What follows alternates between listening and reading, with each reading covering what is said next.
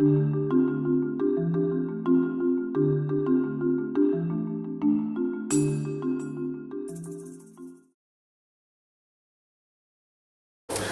David Mohr. I'm a professor at Northwestern University and the director of the Center for Behavioral Intervention Technologies.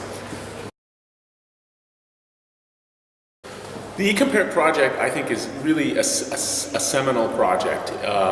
It is the first time that I've seen a large implementation project. And the reason that this is important, I think, is that we now have 50 or 100 randomized controlled trials showing that e-mental health can be effective.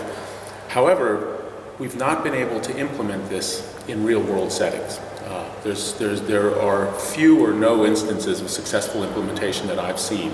So we have a really large research to practice gap. And eCompared, I think at this point, is the best shot at finding a way to implement this in the context of regular care in a way that is effective and sustainable.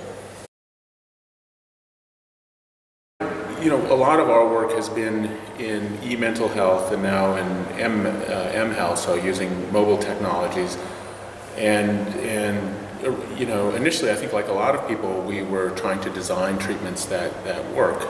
And I think over the last year or two, I've also begun to recognize that we have this, that the implementation problem is probably the biggest problem we face right now in e-health. And so we also in the United States are starting to look at how we can develop implementation projects that can overcome the barriers that we're experiencing. So I feel like, you know, one of the things that I'm excited about with eCompared is it's the first study, and I think, you know, it's going to have a very broad impact, not just on the European countries where this is being tested, but far beyond the borders of Europe.